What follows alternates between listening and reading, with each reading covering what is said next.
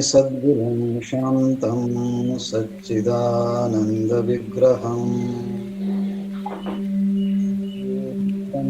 आनन्दम् ईशमालन्दिवल्लभम् वाक्यकारं वररुचिं भाष्यकारं पतञ्जलिम् पाणिनिं सूत्रकारं च प्रणतोऽस्मि मुनित्रयम् योगेन चित्तस्य पदेन वाचा मलं शरीरस्य च वैद्यकेन योपाकरोत्तं प्रवरं मुनीनां पतञ्जलिं पतञ्जलिरानतोऽस्मि समानी इव आकृतिः समाना हृदयानिव समानमस्तु वो मनो यथा वसु सहासति।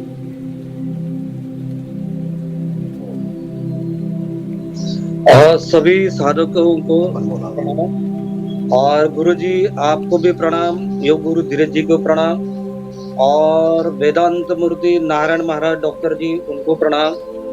आनंदिस्त शीतस्त संजीवण समाधिस्त और ज्ञानेश्वर महाराज जी को प्रणाम करते हुए आज के इस कार्यक्रम का हम लोग प्रारंभ करने जा रहे हैं और इस कार्यक्रम के लिए अपने को आशीर्वाद की जरूरत है। तो मैं योग गुरु धीरज जी से प्रार्थना करूंगा कि वो हमें आशीर्वचन दे।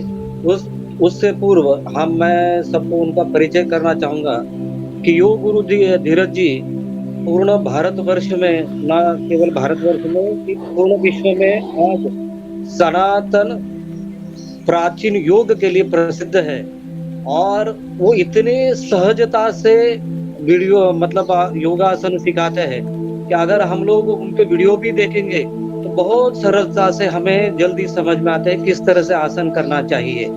तो योग गुरु धीरज जी का सहजता, सजगता और संपूर्णता यह मुख्य जो उद्देश्य है महर्षि पतंजलि वगैरह, तो उनका पूर्णतः पालन करते हुए गुरुजी लोगों को दे रहे हैं, मतलब सिखा रहे हैं योगासन वगैरह। उससे इस अभी जो कोरोना काल चल रहा है तो बहुत सारे लोगों को इसका बहुत अच्छा अनुभव आया, बहुत अच्छा लोगों को फायदा हुआ। इवन हमारे कुटुंब को भी, हमें कोरोना हुआ था, इसका बहुत जो कुछ योगासन है जैसे प्राणायाम है जिसमें वशिष्ठ प्राणायाम हुआ खास करके, उसका बहुत लोगों को उसका फायदा हुआ। तो मैं योग गुरु धीरज जी से प्रार्थना करता हूँ कि वो हमें संबोधित करे। आज पतंजलि योग सूत्र हम लोग चालू करने जा रहे हैं तो उसमें तो योग गुरु जी धीरज। धन्यवाद हरिदास जी। यहाँ पे मौजूद सभी आचार्यगण और प्रिय आत्मीय साधक गण, आप सभी को विनम्र नमन है। महर्षि पतंजलि को प्रणाम और गुरु भगवान वशिष्ठ जी को प्रणाम करते हुए आज के वाणी की शुरुआत करता हूँ। एक महत्वपूर्ण चैप्टर है योग सूत्र योग के साधकों के लिए, कि अगर योग को सहजता में समझना है तो हमें पतंजलि योग सूत्र को गढ़ना होगा, समझना होगा। और जैसे जैसे हम योग सूत्र को समझेंगे तो आपको समझ में आएगा कि महर्षि पतंजलि एकदम से एक साइंटिस्ट की तरह, वैज्ञानिक की तरह बात करते हैं। वो किसी पारलौकिक युग में आपको नहीं लेके जाते या योग की उन महिमाओं के बारे में चर्चा नहीं करते हैं जहां पर बड़े बड़े दावे हों, बड़े बड़े लुभावने आकर्षण हों या कुछ ऐसे अदृश्य अकाल्पनिक बातें जो सामान्य व्यक्ति के जेहन में स्वीकार ना हो या पचा नहीं पाते। जैसे साइंस होता है, जैसे मैथमेटिक्स होता है, जैसे साइंस का नियम है कि 100 डिग्री पानी को अगर खौलाया जाए वो भाप बन जाता है। ये नियम किसी के लिए भी लागू होता है। आपके लिए, हमारे लिए कोई भी पानी को 100 डिग्री तक खौलाएगा तो वो भाप बनने लगेगा। उसी तरफ महर्षि पतंजलि ने कहा कि योग के सर्टेन नियम हैं, कायदे कानून हैं, उसके अभ्यास का एक तौर तरीका है, और कोई भी अगर उसको उसी तर्ज पर अपनाता है तो वो उसी तरह का रिजल्ट पाता है। ऐसा नहीं है कि जो ऋषि मुनि उनको बहुत ज्यादा लाभ पहुंचेगा, गृहस्थ व्यक्ति को कम लाभ पहुंचेगा, कोई सामान्य जन व्यक्ति योग अनुशासन में जुड़ रहा है तो उनको अलग लाभ पहुंचेगा। नहीं, यहाँ 2+2 4 है और ये सबके लिए। इसलिए महर्षि पतंजलि ने सीधे सीधे मानव मन के बारे में पूरे अध्ययन को रखा, और वहां से ही पूरे योग सूत्र की शुरुआत होती है, और उसी के इर्द गिर्द पूरी व्यवस्था का सृजन होता है कि कैसे हमारी जो चित्तवृत्ति है, यानी मन की जो बुनावट है, वो हमारे लिए समस्या क्रिएट कर सकती है, और उसी मन की बुनावट को अगर हम सही दिशा दें तो वो परम वरदान साबित हो सकती है। इसलिए महर्षि पतंजलि ने कहा कि योगस्स चित्त वृत्ति निरोधः, कि ये चित्त की वृत्तियां जो हैं उनका कंट्रोल योग है। और उस कंट्रोल को हम कैसे प्राप्त करते हैं? तो अभ्यास वैराग्याभ्याम तन निरोधः, कि अभ्यास और वैराग्य से उसको निरोध किया जाता है। और जब हम निरोध करते हैं तब क्या स्थिति प्राप्त होगी? तो तदा द्रष्टु स्वरूपे अवस्थानम, तब दृष्टा यानी ध्यानी साधक अपने वास्तविक स्वरूप को प्राप्त कर पाता है। तो हर श्लोक एक दूसरे श्लोक से कनेक्टेड है, और सभी श्लोक का जो ताना बोना है वो मन से शुरुआत होकर के चैतन्य की जो हमारी अवस्था है उस तक पहुंचने की सारे रास्ते हैं, सारी बीज हैं। इसलिए यहाँ पे आप पतंजलि को जैसे जैसे समझेंगे, जिएंगे, तो आपको पता चल जाएगा कि हमें किस तल पर योग को जीना है, और वर्तमान काल में योग को लेकर के जो भ्रांतियां पैदा हुई है, जो बड़बोलापन जारी हुआ है, उन सब से परे हटकर योग की वास्तविकताओं को समझेंगे, और वो वास्तविकता ही हमारे जीवन की वास्तविकता हो सकती है। और उस दिशा में ये पूरा अभियान जो आचार्यगण आपके साथ चालू करेंगे, शुरुआत करेंगे, उस दिशा में आपको लेकर के जाएंगे। इसलिए आप समर्पित भाव से, जैसा शास्त्र करता है कि श्रद्धावान लभते ज्ञानम, कि आप श्रद्धा से भरे होंगे तो ज्ञान को उपलब्ध होंगे, नहीं तो सिर्फ ये शब्द आ जाएगा, सूत्र नहीं आ पाएगा जीवन में। इसीलिए पतंजलि को सिर्फ सुनना नहीं है, महर्षि पतंजलि के सूत्रों को जीना ही, उनको सही तरीके से स्वीकार करना है। और यही आशीर्वचन है कि आप उन सूत्रों को ठीक ठीक समझिए और नित्य अभ्यास में उन सूत्रों को गढ़िए। क्योंकि अगर आप अभ्यास में उन सूत्रों को नहीं गढ़े हैं तो पतंजलि किस तरफ इशारा कर रहे हैं, किस साइंस को, किस विज्ञान को, योग के विज्ञान, परम विज्ञान को आप तक पहुंचाना चाह रहे हैं, उससे आप बच पाएंगे।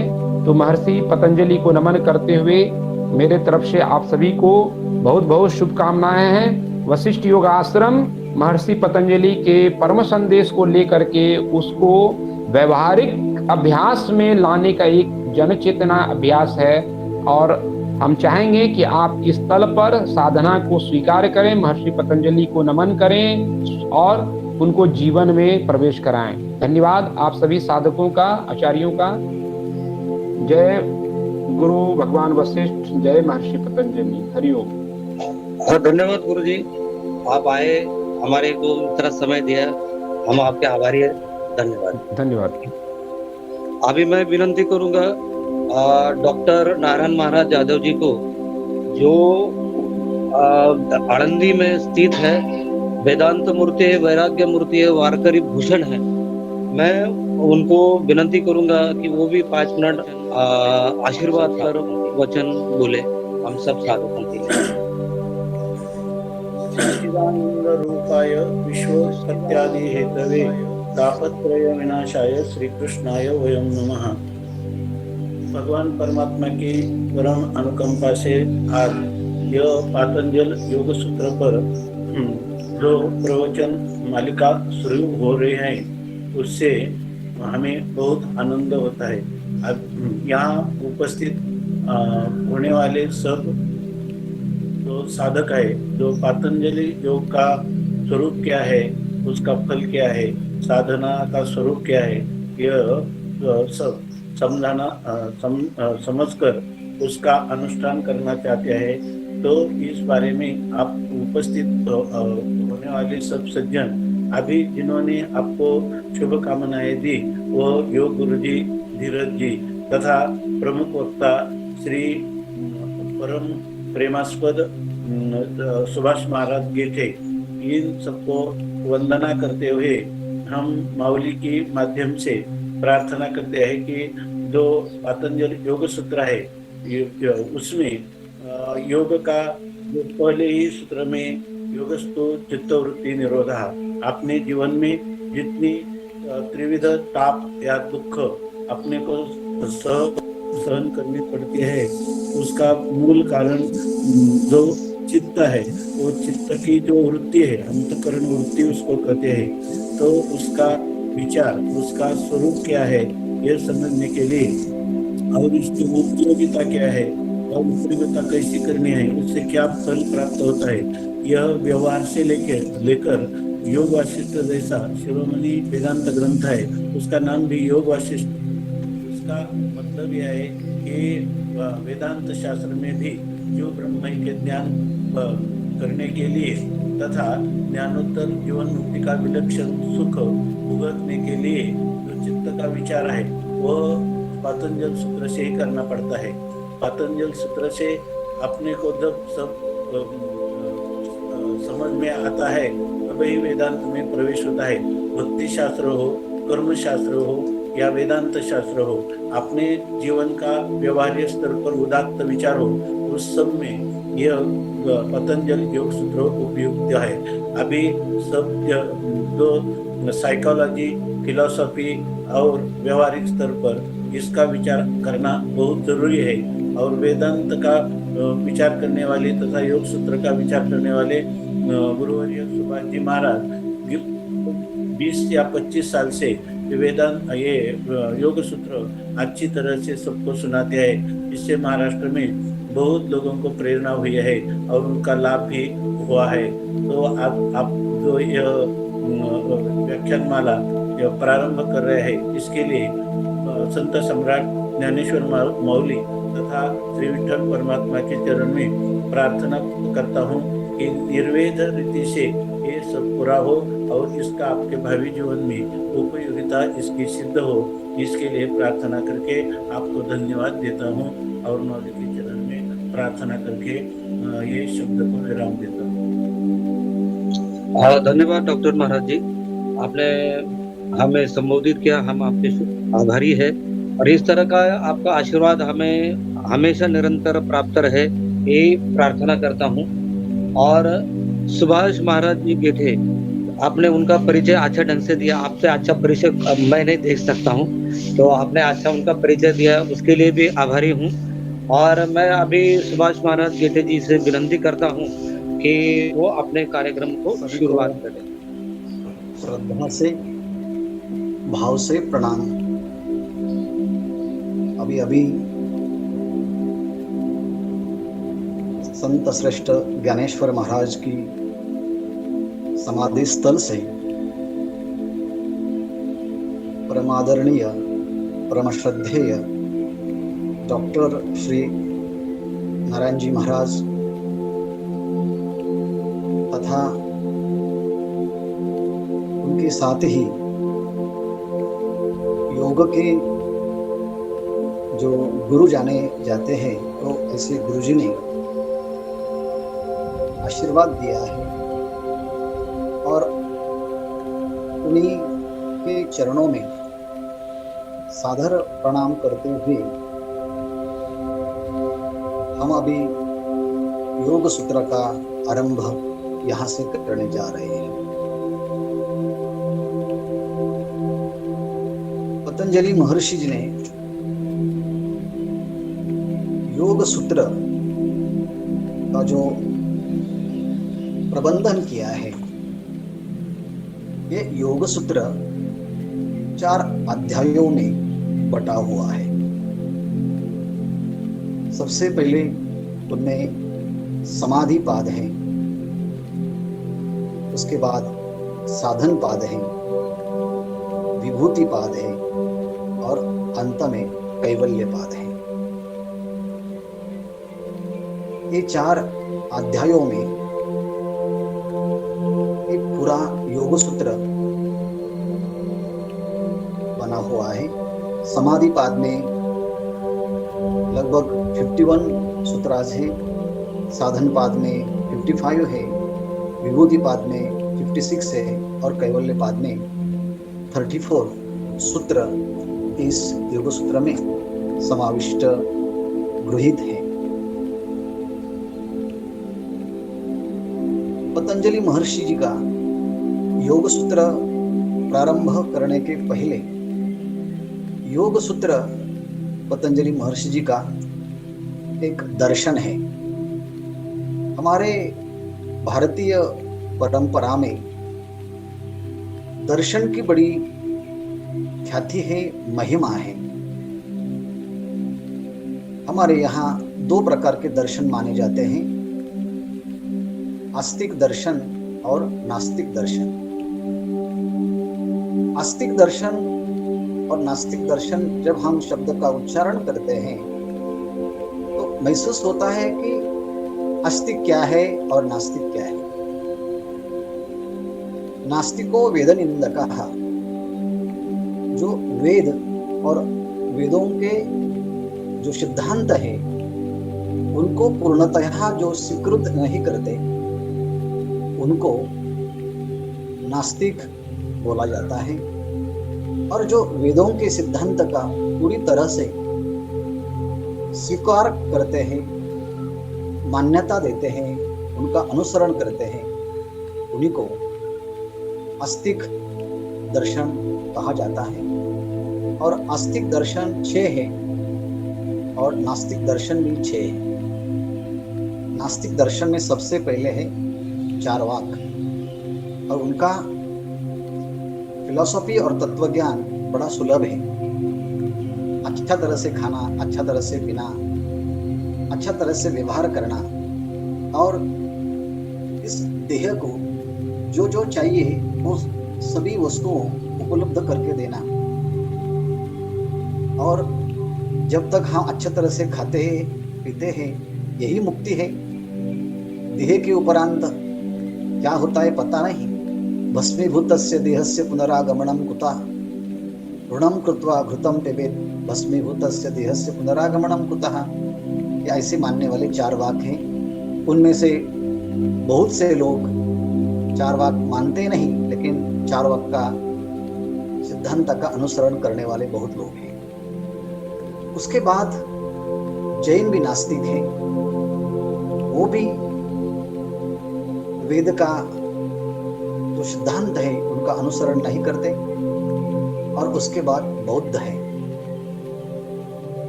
वो भी वेदों को नहीं मानने वाले हैं।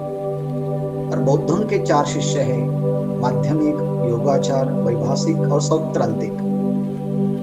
चार्वाक, जैन और बौद्ध ये 3 दर्शनकार है और उनके बौद्ध के और 4 शिष्य हैं, माध्यमिक, योगाचार और वैभाषिक, सौत्रांतिक।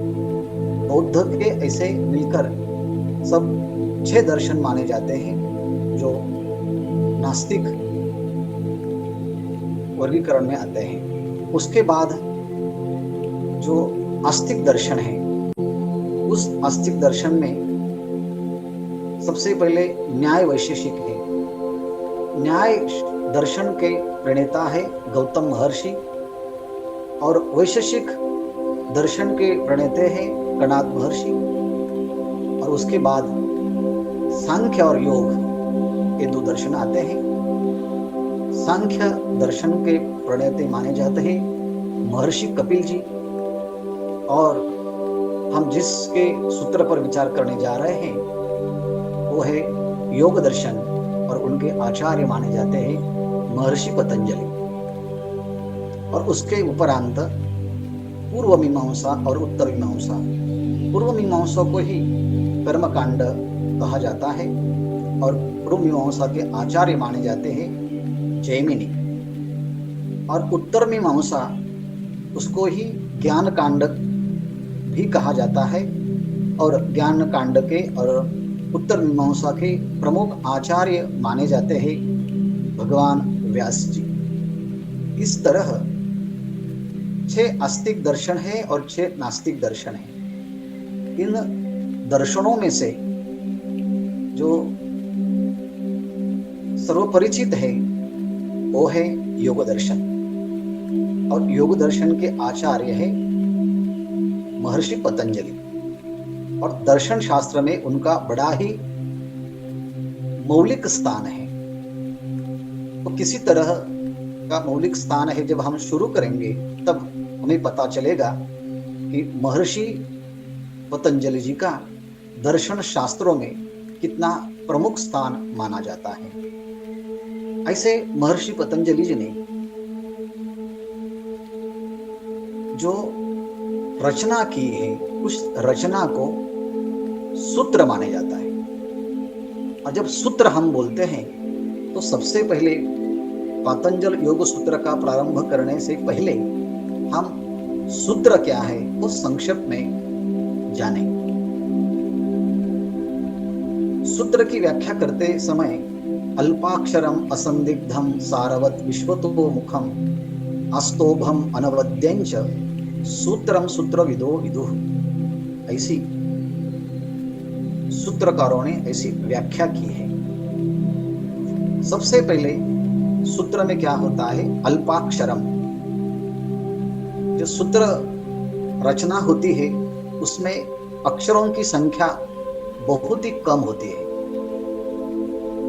अल्प अक्षर होते, कम अक्षर होते, कम वर्ण होते हैं, इसलिए अल्पाक्षरम ऐसे सूत्रों में संगठित होते हैं। और कम अक्षर होते हुए भी उनमें कोई संशय नहीं होता, ये बताने के लिए असंदिग्धम, there is no ambiguity, there is no doubt in that sutras. क्या सूत्र, उन सूत्रों में कुछ संशय नहीं होता है, संदिग्धता नहीं होती है, इसलिए असंदिग्धम यह पद का प्रयुक्त किया है।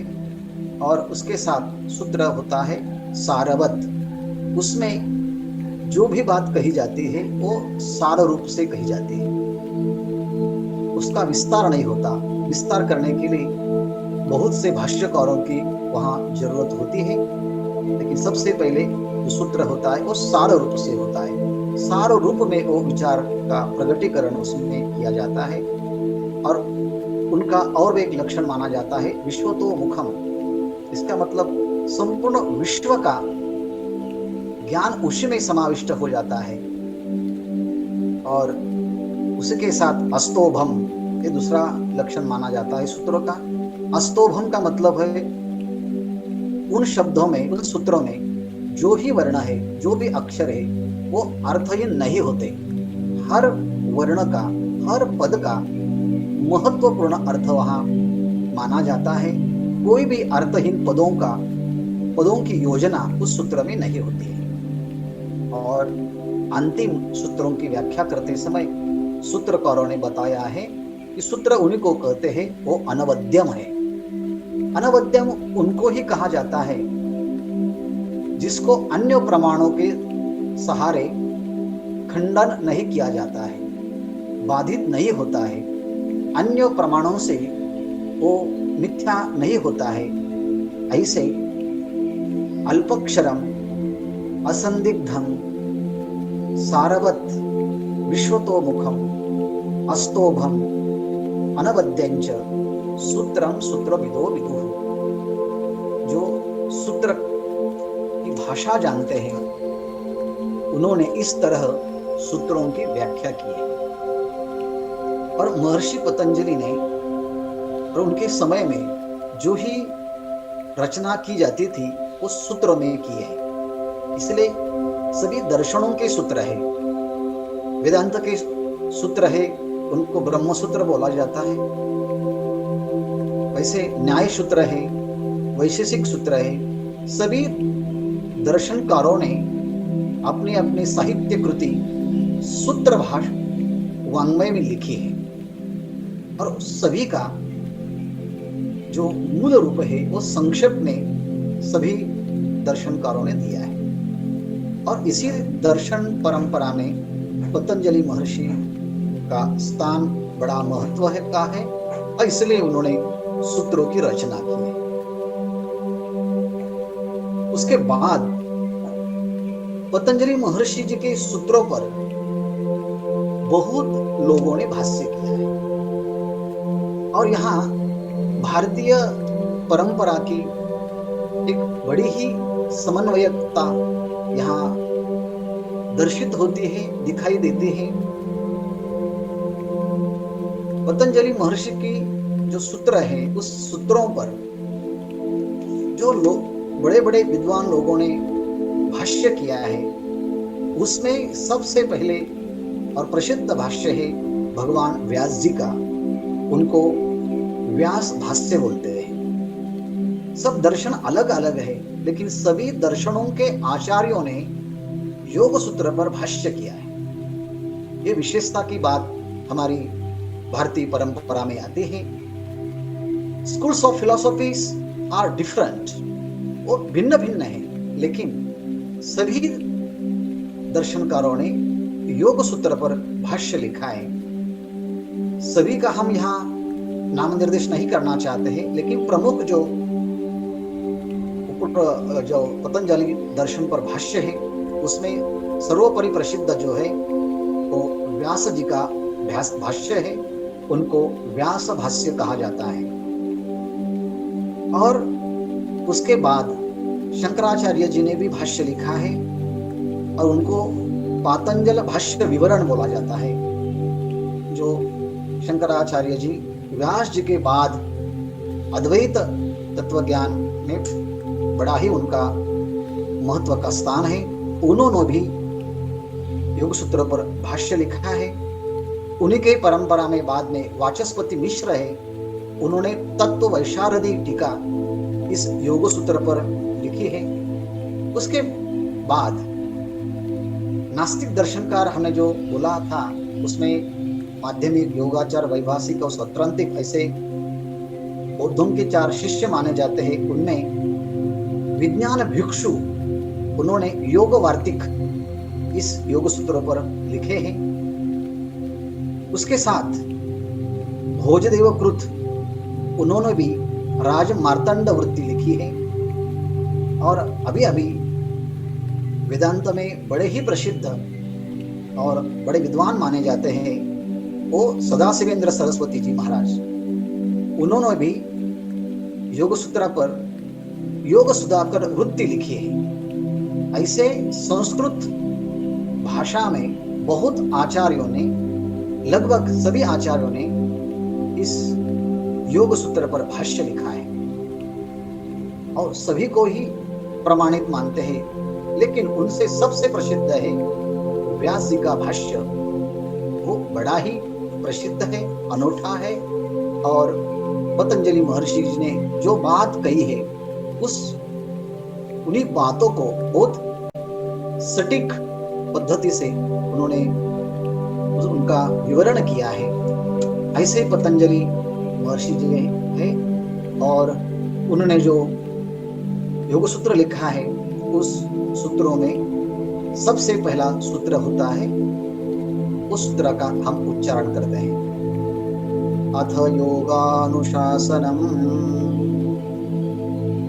2 बार हम उच्चारण करते हैं, अथ योगानुशासनम। अभी समय तो यहाँ पूरा होने जा रहा है, तो भी संक्षेप में उस शब्दों में जो भी कुछ है उनका स्पर्श करते हुए हम अगले समय उसका विस्तार से विचार करेंगे। अथ शब्द का जो सबसे पहले इस्तेमाल हुआ है, उस अथ शब्द का जो अर्थ है वो लिखा है अधिकार। अथ शब्द का अर्थ मंगल भी होता है, अथ शब्द का अर्थ संपूर्ण ऐसा भी होता है, अथ शब्द का अर्थ प्रश्न भी होता है, अथ शब्द का अर्थ अनंतर्य, उसके बाद ये भी होता है। बहुत से शब्द और अथ शब्द का अर्थ मंगल भी होता है। अथ शब्द के विविध अर्थ बताए जाते हैं, लेकिन यहाँ अथ शब्द का अर्थ होता है अधिकार। अधिकार इसलिए बताया जाता है कि योग सूत्र ऐसा ग्रंथ है, उस ग्रंथ का अभ्यास करेंगे, चिंतन करेंगे, तो वो योग सूत्र हमें हर साधना में प्रवेश करने के लिए अधिकार प्रदान करता है। आस्तिक दर्शनकार हो, नास्तिक दर्शनकार हो, कोई भी साधना हो, किसी धर्म की हो, किसी पंथ की हो, किसी संप्रदाय की हो, पद्धति अलग अलग हो, लेकिन सभी में योग सूत्रों में बताई हुई बातें उनको सबसे पहले स्वीकार करना पड़ता है और उसके बाद ही उस साधना में उनकी प्रवृत्ति होती है। इसका मतलब हर साधक को हर साधना में प्रवृत्त होने के लिए जो अधिकार प्रदान करने वाला ग्रंथ है वो योग सूत्र है। इसलिए योग सूत्र में जो अथ शब्द का इस्तेमाल होता है उसका अर्थ होता है कि अधिकार। अधिकार अथ शब्द हमें सभी दर्शनों में, साधना में प्रवेश करने के लिए उपयुक्त होता है, इसलिए अथ। और उसके बाद योग शब्द है। योग शब्द का अलग अलग अर्थ किया जाता है। सबसे पहले योग शब्द जो बना है वो युज धातु से बना है और उसका मतलब होता है, युज का मतलब होता है समाधि। युज समाधौ, इस तरह से युज शब्द का अर्थ समाधि कहा जाता है। उसके बाद युजुर योगे,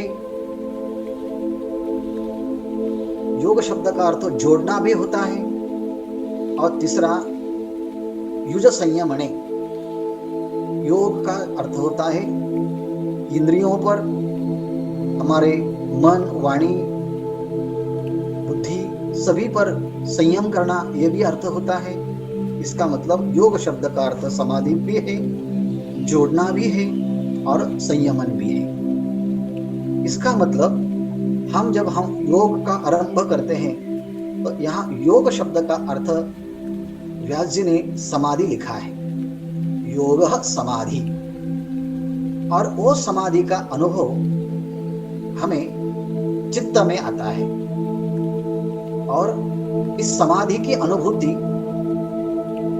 चित्त का सार्वभौम धर्म कहा जाता है। सच सार्वभौमश्चित्तस्य धर्मः, सार्वभौम धर्म इसके बताने के लिए ये बताना जरूरत होगा कि सार्वभौम मतलब चित्त के हर अवस्था में इस समाधि की अनुभूति आ सकती है। ऐसे सामान्यतः ये बात कही है क्योंकि चित्त के अलग अलग भूमियां होती है, क्षिप्त, मूढ़, विक्षिप्त और एकाग्र, और उसके साथ निरुद्ध चित्त भूमया। चित्तों के अलग अलग भूमिकाएं बताई जाती हैं। जहां सबसे ज्यादा तमोगुण का प्राबल्य होता है, तमोगुण प्रधान होता है, वो मूढ़ वृत्ति होती है, वहां कुछ समझ में नहीं आता। और उसके बाद क्षिप्त वृत्ति होते हैं। उस क्षिप्त वृत्ति में रजोगुण का प्राधान्य ज्यादा होता है, रजोगुण ज्यादा होता है, वहां चंचलता होती है। और उसके बाद है विक्षिप्त, वहां सत्वगुण ज्यादा होता है लेकिन उसके साथ रजोगुण भी होता है।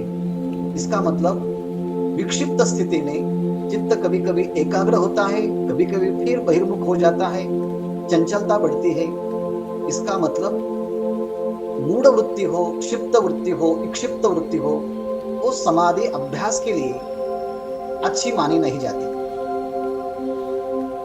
एकाग्र वृत्ति होती है और निरुद्ध वृत्ति होती है। ये दो वृत्ति योग अभ्यास के लिए और ध्यान अभ्यास के लिए बहुत ही महत्वपूर्ण मानी जाती है। और एकाग्र अवस्था, एकाग्र वृत्ति जो होती है वो एकाग्र वृत्ति में रजोगुण नहीं रहता, तमोगुण नहीं रहता, केवल सत्वगुण होता है और रजोगुण की मात्रा बहुत ही कम होती है। और इसी कारण से सत्वगुण ज्यादा होने से केवल एक ही वृत्ति रहती है, एकाग्र वृत्ति। मतलब हम जिस वस्तु पर हमारा लक्ष्य केंद्रित हो जाता है, हम आलंबन करते हैं, उसी में हमारा मन एकाग्र हो जाता है और हर चीज का, हर वस्तु का ज्ञान पूरी तरह से होता है।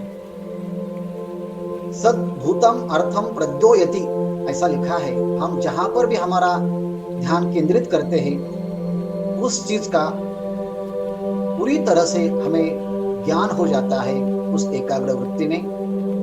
और क्षिणोति क्लेशान, सभी क्लेशों की निवृत्ति होती है। अविद्या, अस्मिता, राग, द्वेष, अभिनिवेश, ये पंच क्लेश माने जाते हैं। लेकिन एकाग्र वृत्ति के अभ्यास से सभी क्लेशों की निवृत्ति होती है। और कर्म बंधन श्लथयति, जो हमारे चित्त पर अनेक जन्मों के अलग अलग संस्कार बने हुए हैं, जो हमें योग साधना में प्रवृत्त होते समय विघ्न के स्वरूप में आते हैं, उन सभी कर्मों को, संचित कर्म हो, प्रारब्ध कर्म हो, क्रियामान कर्म हो, इस सभी कर्मों को कम करने वाला यह एकाग्र वृत्ति में निर्माण होती है। और निरोध भुमुखम करोति, और जो सभी वृत्ति का निरोध होता है, ऐसी असंप्रज्ञात समाधि है, वो भी सामने आ जाती है। इस तरह से सद वस्तु का ज्ञान हो जाता है, क्लेशों की निवृत्ति हो जाती है, कर्म बंधन निवृत्त हो जाते हैं और असंप्रज्ञात समाधि भी सामने आ जाती है। ये सब एकाग्र वृत्ति में होता है। इसलिए ये जो सभी चीजें इकट्ठा करके हम उनको संप्रज्ञात समाधि बोलते हैं। ससंप्रज्ञात योग इति आख्यायते, उसी को संप्रज्ञात समाधि बोलते हैं। और वो संप्रज्ञात समाधि के 4 अंग होते हैं: वितर्कानुगत, विचारानुगत, आनंदानुगत और अस्मितानुगत। ये 4 प्रकार संप्रज्ञात समाधि के होते हैं। और इस अभ्यास करते करते करते हम उसमें जब परिपूर्ण हो जाते हैं, तब पर वैराग्य के अभ्यास से सभी वृत्तियों का जब निरोध हो जाता है, सर्ववृत्ति निरोधे तो असंप्रज्ञात समाधि ही, सभी वृत्तियों का जब निरोध हो जाता है, तब हमें असंप्रज्ञात समाधि की उपलब्धि होती है। इसी ही तरह से हमें योग का अभ्यास करते समय संप्रज्ञात और उसके साथ असंप्रज्ञात समाधि की प्राप्ति होती है। और ये सभी का उपदेश जिसमें किया जाता है, उसको अनुशासन बोलते हैं। अनु का मतलब होता है पश्चात, और शासन का मतलब होता है शास्त्र। हमें क्या करना है, क्या नहीं करना है, किसमें हमारी प्रवृत्ति होनी चाहिए, किसमें हमारी प्रवृत्ति नहीं होनी चाहिए। इसका मतलब जब कोई विषय सामने आता है योग, तो उनका लक्षण क्या है, उनका भेद का क्या है, उनमें कौन कौन से प्रकार है, उनका फल क्या है, सभी चीजों का एक साथ विचार जिस ग्रंथ में किया जाता है, उनको अनुशासन बोलते हैं। जो शिष्ट महापुरुषों का अनुशासन होता है, उनको ही अनुशासन कहा जाता है। और इसी तरह से योग का अनुशासन यहाँ से शुरू होता है। इसका मतलब अत योगानुशासनम, मतलब यहाँ से योग शास्त्र का शिक्षा प्रारंभ होती है। और यहाँ के अनुशासन का मतलब ये भी स्पष्ट लिखा है। अनु का मतलब होता है पश्चात। पतंजलि महर्षि ने ये भी कहा दिया है कि हमने जो योग शास्त्र की, योग दर्शन की, योग सूत्र की रचना की है, इसका मतलब हम ही पहले से योग सूत्र कर रहे हैं, ऐसी बात नहीं है। उसके पहले भी बहुत आचार्य हुए हैं और उन्होंने सभी ने योग शास्त्र पर लिखा है। और ऐसा माना जाता है हिरण्यगर्भ वो सबसे पहले आचार्य माने जाते हैं। और हिरण्यगर्भ कौन है, इस पर जब विचार किया तब बहुत लोगों ने कहा कि हिरण्यगर्भ भगवान ही है। किसी ने कहा हिरण्यगर्भ जो सांख्य के आचार्य है, उसको ही हिरण्यगर्भ से जाने जाते हैं। मतलब कपिल महर्षि वो योग के आचार्य हैं। और कभी हिरण्यगर्भ का ऐसा मतलब होता है पतंजलि महर्षि के पहले अनेक ऋषि हो गए, उनमें से कोई हिरण्यगर्भ नामक ऋषि होगा, उन्होंने सबसे पहले योग संबंध चर्चा की है। लेकिन संक्षेप में एक बात निश्चित हो जाती है कि सबसे पहले भगवान है। पतंजलि योग सूत्र में भी एक बात पहले आई है कि इसी प्रकरण में सप्रवेशमपि गुरु कालेन अनवच्छेदात्, सभी गुरुओं के गुरु वो ईश्वर है और उनके ही माध्यम से सभी विद्या का एक विस्तार हुआ है। इसका मतलब योग दर्शन का भी विस्तार ईश्वर से ही बना हुआ है। इसलिए हिरण्यगर्भ का मतलब भगवान ही लेना चाहिए और उन्हीं के माध्यम से इस विचार का प्रसरण हुआ है। और पतंजलि महर्षि ने कहा कि जो पहले जो आचार्यों ने विचार किया है, उन सब विचार एक साथ एक संगठन करके एक मिला करके हम इस ग्रंथ की रचना करते हैं, ये बताने के लिए अनुशासन का पद का प्रयोग किया है। इसका मतलब ये होता है कि पहले जो आचार्य होते हैं इतने प्रामाणिक होते हैं कि हम जो कर रहे हैं उसके पहले ही योग शास्त्र पर बहुत लोगों ने विचार किया और उसके विचार के मंथन के बाद सभी विचार एक साथ लेके हम नया ग्रंथ का निर्माण करने जा रहे हैं। इसलिए अथ योगानुशासनम, इसका मतलब होता है अब हम योग शास्त्र की जो रचना है, आरंभ है, इस सूत्र से प्रारंभ होता है। इस संदर्भ में और भी कुछ विचार है, वो बाद में हम हर संडे में मिलेंगे और उसका संयोजन हमारे प्रिय हरिदास जी है, उन्होंने किया है और इस कार्य के लिए उनको बहुत बहुत साधुवाद प्रदान करते हुए मैं